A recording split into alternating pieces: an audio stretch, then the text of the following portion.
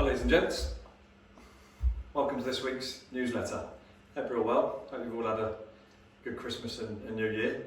Not fantastic in these parts for playing golf at the moment, so again, like we said last time, even better to improve that technique. Obviously the last couple of videos have been based on major mechanics within your golf swing.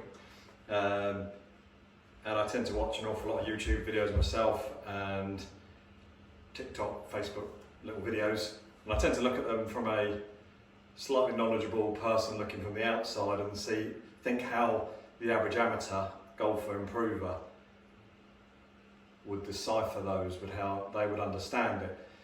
And yes, there's a lot of valid information out there, but what I wanted to do today was actually just explain that if you don't have those fundamentals still in your setup, it doesn't matter how good and how hard you work at trying to find certain positions that we've spoken about, if you don't have your fundamentals first. Because you could start to making a move reasonably well, but let's say for example you've got a really strong grip or your ball position's way out, that's going to affect your impact position. So yes, I'm sure a lot of you will be thinking and turning off now thinking, well, I know how to do that, Mark, but when was the last time you checked your grip, you checked your width of stance, you checked your ball position, you checked your alignment, the alignment of your shoulders, your distribution of your weight as you set up to the ball?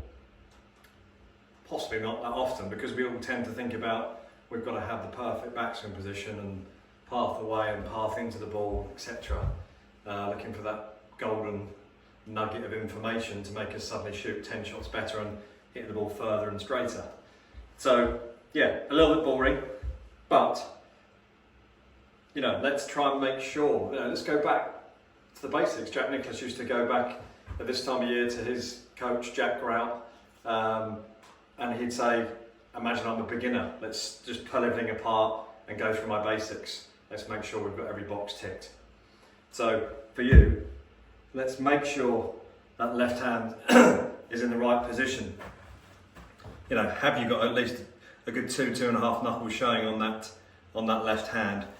You know, is your thumb slightly tucked in? Is your thumb just to the right of centre? When you hold up your glove and honestly say to yourself in the mirror, where's my wear marks? Are the wear marks towards the fingers? More importantly, have you got any rubbing marks towards the heel, or worse still, towards the centre of the top of the palm? If that is the case, if you can't hold your hand there and have a non-scarred, especially leather glove, then you're holding the club wrong. It's got to be through the fingers, middle joint, the index, through the base, and most importantly, which I see go wrong an awful lot of time, is that callus pad has got to rest up on top of the grip, not around the side, because you've got no purchase on the club there. If the callus pad, this pad here, the heel pad, is up on top and the club's running through your fingers, that club is going nowhere, not even rotating whilst you're swinging at high speeds. Again, once you've got that on there, how's that right hand coming in? Is it up towards, through your right arm, up towards your right armpit? No further left than the right chin, no further right than the right shoulder. Again, the right hand grip is very much in the fingers, running along the base of the palm, and then it closes around. And the icing on the cake for the grip, once that club is running correctly through both hands, is the tension. Now, I'm a big believer in the fact that people grip the club tightly is because they've got a poor grip in the first place. My club's going nowhere with the club running through my hands in that way. Yeah? I don't need to hold it tight. There's no signal to my brain thinking I might let go of this club because it's so snugly in my fingers and locked between my heel pads.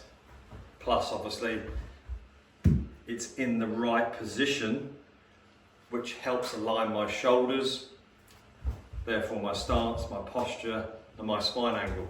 For example, if I stand here and address the ball, and make a really weak grip, yeah, and if I turn down the line with that weak grip, I'm not trying to affect my shoulders at all. Hopefully you can see there straight away my shoulders become open. If I do the opposite, if I go really strong grip, my hands move around the right hand side of the club, now you can see my shoulders are really set closed. So the smallest details all add up to problems further down the line in your swing. And if you're trying to improve things further down the line in your swing and you haven't even got the grip right on the club, then you're wasting your time. Okay? So grip through the fingers, callus pad on top. Right hand running through the fingers. It should be almost like a claw feeling with your fingers closing around the club. And then both of them pointing towards this right shoulder, not on top, not underneath, not affecting the alignment of your shoulders when you set up to the ball. And again, if you want to talk about grip tension, then I've never seen anyone let go of a club, so I always tend to say hold it as loosely as you can, because like in any other impact, you'll only tighten as you approach the striking of the golf ball. Give that a go. Yes, it's a horrible thing. If you're sitting there going, yeah, I know my grip's bad, but I'm just going to have to deal with it. Okay, how quickly have you improved over the last year? Have you hit a plateau, hit a wall, or are you continuing to improve? Generally, the answer if the grip is quite poor, and the glove's showing loads of marks, I don't think you'll be getting any better. Maybe you can prove me wrong. I hope you liked the video. If you did like the video, I'm trying to get some subscribers now, so if you could subscribe and maybe give us a thumbs up if you enjoyed the video, I would be very grateful. Hope to see you all soon.